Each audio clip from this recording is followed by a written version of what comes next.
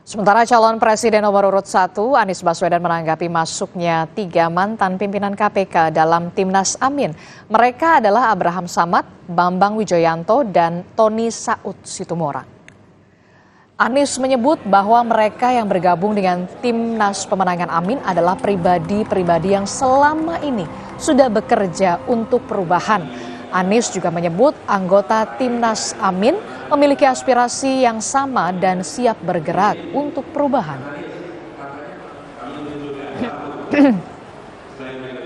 Menjadi anggota Timnas adalah pribadi-pribadi yang selama ini sudah bekerja untuk perubahan di berbagai sektor dan kemudian berkumpul dengan aspirasi yang sama dan siap bergerak untuk perubahan bagi Indonesia.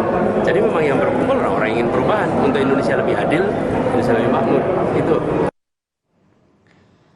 Sementara Ketua Relawan Projo yang juga Menkominfo Budi Aris Setia diangkat bicara soal peluangnya masuk ke dalam tim kampanye nasional Prabowo Subianto, Gibran Rakabuming Raka.